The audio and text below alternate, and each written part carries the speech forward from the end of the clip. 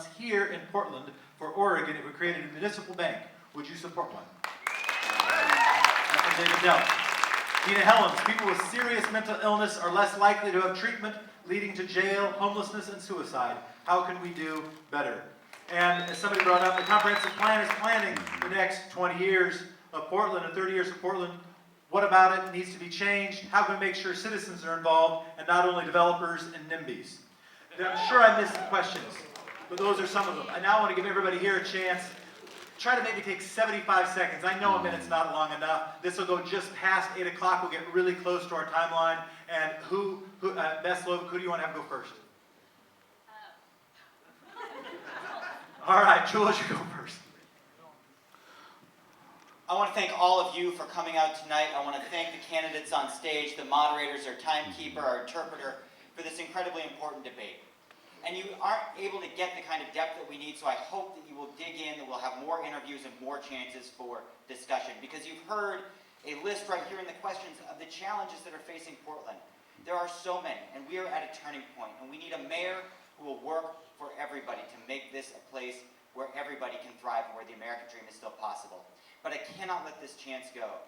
We didn't hear a question in there about an issue that is incredibly important to so many people in this city. And we have Israel Bear on stage from Street Roots, and we haven't had a question tonight on homelessness. We have a crisis. I put one up there, but no one read it. We don't have, we have people that right now are in the rain and in the cold. I serve on the Joint City-County Home for Everyone Committee. We've already made a commitment. We're in the process of being certified by the federal government as having officially ended veterans' homelessness in Multnomah County.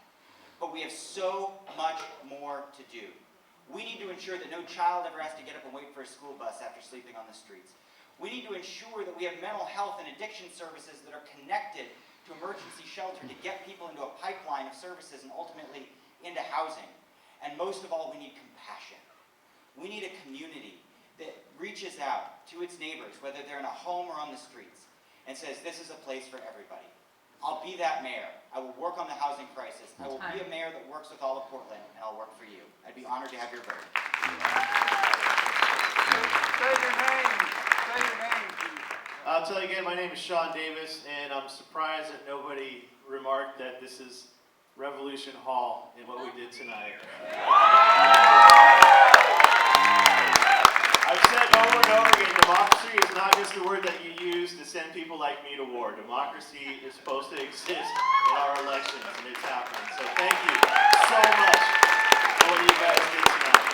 That said, I want to answer those questions, and we have 75 seconds. It's not going to happen. So I'll be at Martha's if you guys want to have a beer with me. I'll be there for at least 15, 20 minutes. 25. Thank you so much for letting our voices be heard. Thank you, Ted and Jules and the rest. I really appreciate because they were going to be the first ones here. Thank you, Jefferson and Israel and Beth. I really appreciate you guys and everybody here. Thank you. So thanks everybody for being here. Thanks my colleagues up here. Thank you so much, Jefferson, Israel, Beth. Thank you so much for doing a great job on the timekeeping. This is proof democracy works. And for me, the question is this: Portland needs to stop being surprised. We know 1 million people are going to move here in my lifetime, and the question is this: where are they all going to live? Where are they going to work? Where are their kids going to go to school?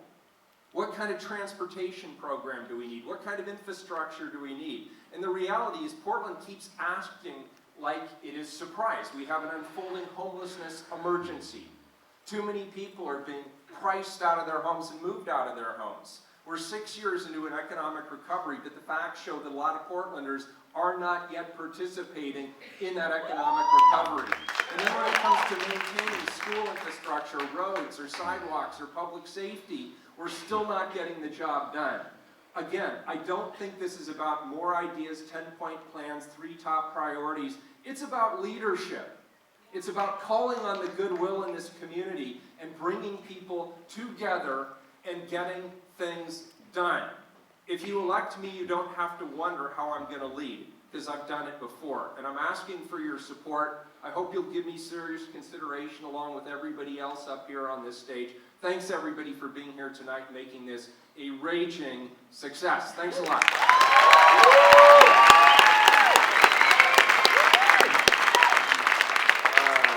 So questions, public banking is extremely interesting. I totally support the idea of a public bank of Portland that can protect our tax dollars from being speculated on by Wall Street.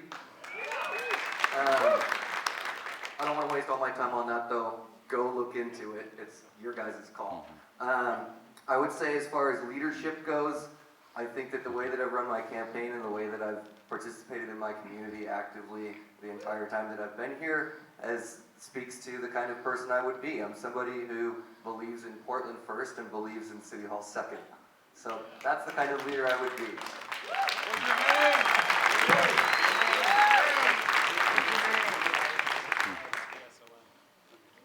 This is an interesting time for Portland.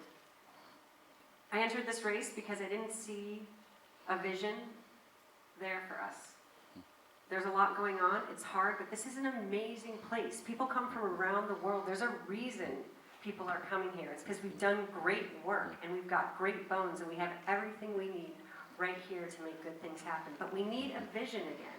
This is no time for resting on laurels or complacency. There's work to be done, but we need to know where we're going. And I don't hear anyone saying, this is what Portland is going to be the best at. Portland is going to be the most livable city on earth, and we can do this. We have to make sure that what we're doing works for everyone here. And what does that look like? I think it looks like dreaming big again. We've forgotten how to do this. Can we have a car-free downtown? Yes. Can we have compact, walkable neighborhoods all over the city, from edge to edge, not just in the Pearl District? Yes. Can we have trees? Yes. Clean air, clean water? Yes. Let's do it all. An anti-racist police force? Let's do it.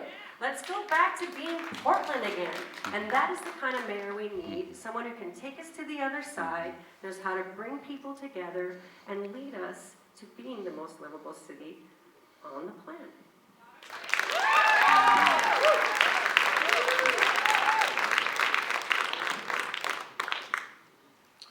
So as I listen to this debate, I can't help think about last debate, where Jefferson Smith, who would probably have made a great mayor, sat up here with Charlie Hales and Eileen Brady and said the same exact Don't hit rhetoric. Sarah. Don't hit Sarah, please. And I think before that, when Sam Adams sat up here with his opponents and said the same exact rhetoric.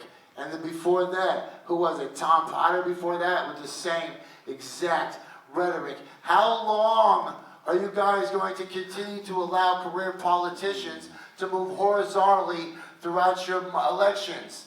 When are you guys going to get tired of the same hole, different shovel? When are you guys going to stand up and say, you know what? Enough rhetoric is enough.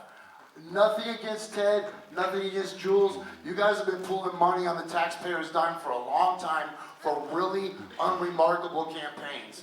When I look at leadership, I don't think Jules Bailey is a leader in this community. And I don't think Ted Wheeler is a leader in this community. And I think, what does Portland need? An actual, real leader like David Shore.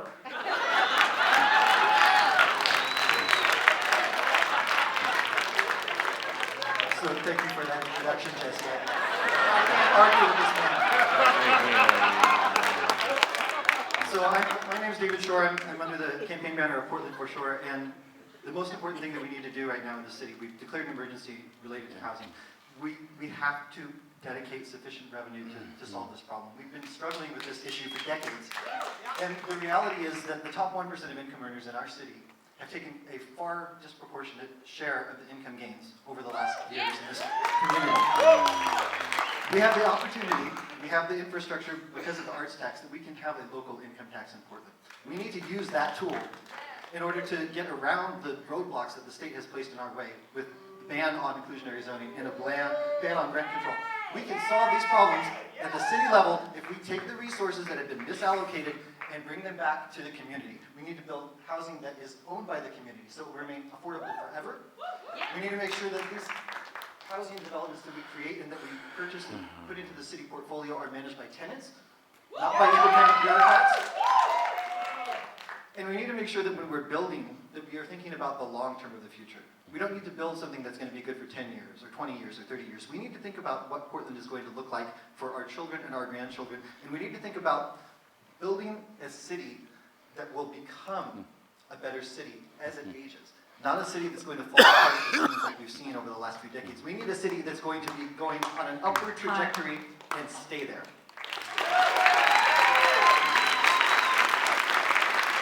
Thank you. And on my closing statement, I really think I feel I need to stand and thank you, thank the other candidates, and thank you, the audience, and thank everyone for putting this on. This opportunity somewhat opened the floodgates to allow behaviors to change and how we are able to participate in debates. And so that I may cover everything that I want to cover within these last few seconds, I'm just going to read a few bullet points of what Deborah Harris 12 of 12 is all about. I'm a public servant, not a politician, there for you. My focuses are turning homelessness into a home, reestablish equity, fairness, and inclusion, roll out affordable housing, putting the brakes on gentrification, reducing unemployment by enhancing economy, rebuild and sustain approaches to infrastructures, extinguish gang violence, preserving our Portland's youth, stampeding sex trafficking that's taking away our children, redefine community-specific necessities and interests, climate change awareness, socially and environmentally conscious. Those are some of the things that I stand for. Elect me as mayor, and we'll cover more. Thank you very much. This brings tonight's debate to a close. I'd like to hear a great round of applause for our candidates, as well as for you, our audience. You guys have been wonderful.